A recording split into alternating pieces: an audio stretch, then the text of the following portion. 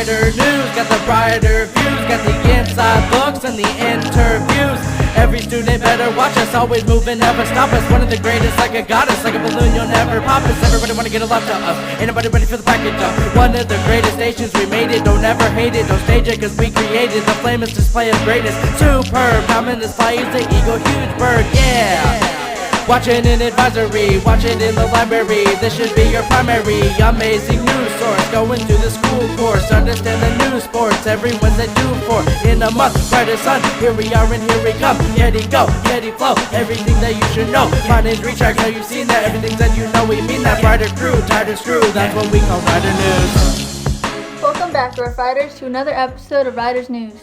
Today marks the first day of our second quarter, and students are gearing up for their new schedule. We're always glad to see you back for another exciting show. A ton has happened since our last episode, so we are ecstatic to give you some more insight on these captivating topics. The leaves aren't the only things around here changing, so let's jump right into it. Today is Monday, November 9th, and I'm Natalie. As the first few weeks of the school year come to an end, we are now transitioning to our new classes. Our school year started with students attending online meetings for their advisory and periods 1 through 3, as well as the work that comes along with those classes.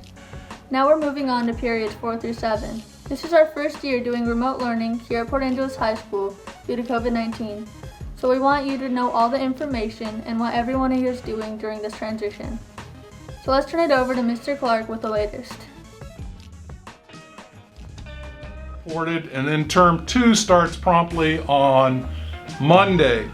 So the schedule will be basically the same during academic term 2, except there'll be no advisory. So instead of advisory 1, 2, 3, it'll be periods 4, 5, 6, and 7, with period 4 taking the place of advisory, and otherwise the schedule being the same. Not a whole lot of events coming up. We do have a Veterans Day holiday next Wednesday. And our NJROTC program is working on a virtual commemoration to honor our veterans on Veterans Day. And term 2, if you look at the calendar, a lot of holidays. We got Thanksgiving, we got Christmas holiday, winter break.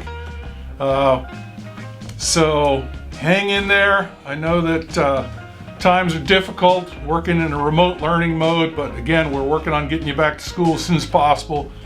And look at my community updates. We do have tutoring available on campus. So a lot of students are coming on campus, spending time with their teachers, getting academic support and tutoring. So if you're struggling and you think that might help you get caught up to come in and actually work on campus, take a look at that opportunity.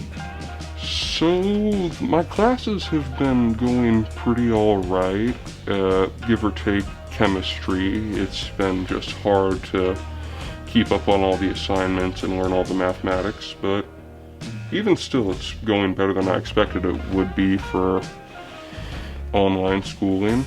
My upcoming classes have me a bit worried. I have pottery coming up, which I have no idea how that's going to work not being in class. But I guess I'll see what happens. I would much rather be in class for pottery. I'd like to be able to come back to school, but I really don't see that happening anytime soon. But other than that, yeah, I think online school has been going better than I had expected, and it's been a weird experience overall. We're working on a plan to bring students back on campus, although no date has been set yet. We're preparing for that. We're going to have 6-foot social distancing in the classrooms. You already committed early in the school year to being either an A or B cohort student. So when we bring students back on campus, the A students will be here on Monday and Thursday, and the B students will be here on Tuesday and Friday. No school on Wednesdays. So again, no date has been set, but we're working on that. As soon as we can, we'll be bringing students back on campus. Now, term 1 ends. There's a lot of changes happening, but I'm sure everything will continue to go smoothly. Speaking of things that are new, politics has been a hot topic among people recently, and this year's election has kept everybody in this country on edge. There seems to be a lot of controversy and legal challenges regarding the election. With everybody's eyes on the election, there's bound to be different opinions on who should be the leader of the country. While the country remains as divided as ever, here at Riders News, we want to check in with the Port Angeles community. We sent out a news team to speak with the leaders of the political parties. Let's see what they have to say.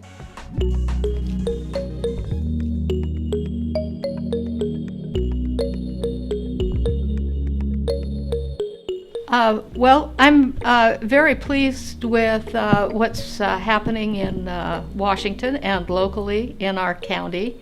I expected the vote to be stretched out, the count of the vote to be stretched out, because of the way that other states handle elections and their rules about counting ballots and things like that. I'm really impressed with Washington's voting, observing the opening of the ballots up at the courthouse yesterday, and it's done very professionally. I think that other states could really learn from Washington about how to handle ballots and voting. Well, I haven't been shocked by the elections at all during this race.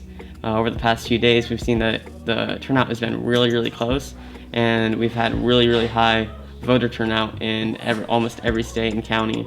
Whoever wins, I hope that our country decides to accept them as our president, which is what I'll be doing.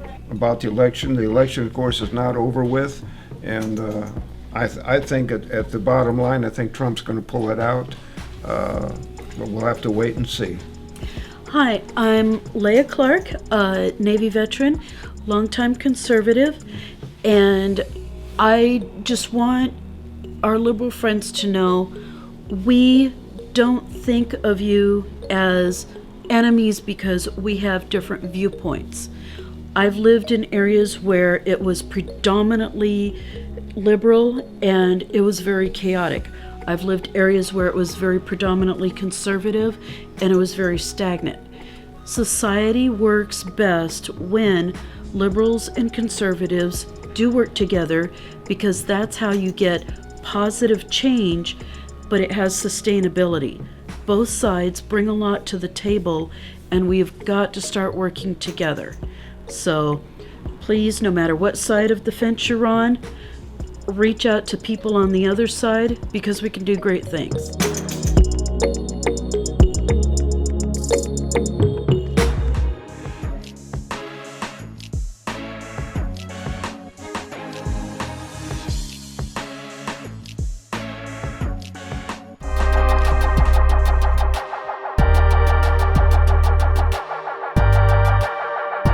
What's the coaching looking like going forward? Yeah, we've got an excellent staff. Our staff's been working their butts off ever since I got hired back in February. We meet pretty much once a month to bi-weekly, depending upon what we're doing. Trying to develop schemes and talk about kids, plans, and just the culture that we want to build. Coach Mills, okay, everybody knows Coach Mills, loves Coach Mills. He's taken over as the assistant head coach. He'll also be working with our quarterbacks. Coach Nickerson will be back working with running backs this year. And then I'll be working with the offensive line on the offensive side. So that's our offensive staff. Defensively, Coach Horton will be taking over as the defensive coordinator. Coach Dietz will be working with our secondary backs, safeties and corners. And then we're super excited to bring aboard Coach Salanoa. Coach Salanoa was the head middle school coach at Sequim. He wanted to be part of what we're trying to build here. Has done an excellent job so far, and so we're super happy to have him. What is your coaching philosophy and success for our future for our Rough Riders?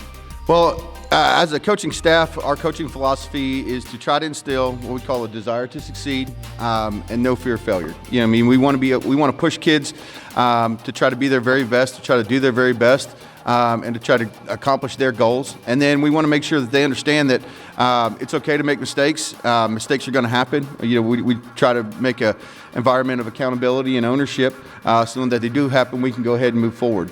As far as the successes that I've had as a head coach, I've been part of a couple different rebuilds. My first coaching job was at Seagoville High School. We turned that program around from a 2-7 program into a annual playoff contender.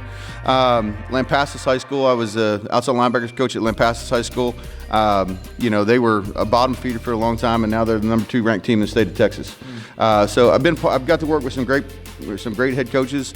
Got to work for some awesome people with some awesome kids, and just had a great time with it. Well, where we're at right now is we're growing. We've got much higher participation than we've had, than was had previous season. Our kids are learning. We're going to be getting back in the weight room here, hopefully Monday the 19th. So that'll open up for our athletes to come in and be working out then. November 2nd, we start our fall training camp, which I'm extremely excited about, and I know our kids are. So that'll be another opportunity for them to learn our schemes, come out and practice and get after it.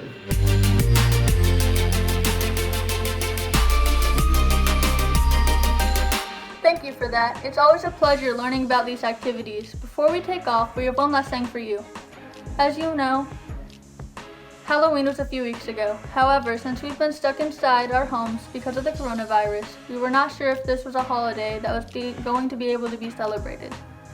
Then the Washington Department of Health released a form describing how Halloween could be done safely. So we sent a news crew out on Halloween to see how Port Angeles community is celebrating safely.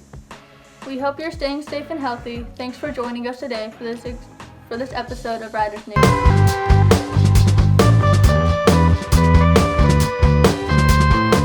So COVID has taken a lot away from kids especially, and I just thought there's got to be a safe way to still have Halloween and not cancel it. So I reached out to Dan and Kelly Morrison, who own Extreme Sports Park, and they were more than happy to accommodate us and allow for all these businesses to come out and let the kids have a Halloween in a safe way. So that's what we're doing. So how many organizations, if you could estimate, do you have participating in this good event here today? So we have 41 stations that are sponsored by either individuals, organizations, or businesses. And then we also had some monetary and candy donations by, I would say, a dozen others.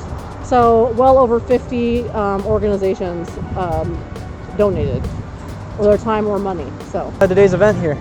It's a lot of fun. It's nice seeing everyone because I haven't, been in quarantine, haven't seen many people in a long time. So it's nice to finally get out and see a bunch of people. Is this giving the kids the opportunity to actually enjoy Halloween this year? Of course it is. Kid that goes by has the biggest smile on their face. I think they're just happy to be out of the house, Yeah, I can see that. I can see also most of the senior class that's notable here.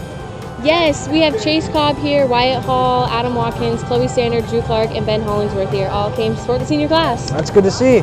Thank you for your time. Happy Halloween. Happy Halloween, thank you. So how did they approach you on this? Well, we knew that the Downtown Association wasn't doing the downtown trick-or-treating stuff this year, and we just felt it was necessary to have the kids be able to have something to do. And so we were able to open our park because it is private property, and we needed to provide for our kids in our community. That's great to hear. How is hosting it this year? Oh my God, this is amazing. I mean, I think it's just really going to be a very big success. Hopefully COVID ends soon, and I would look forward to seeing that in coming years. Thank you for everything and hosting the event today. Thank you very much. Appreciate it. Happy Halloween. Thank you. Same to you.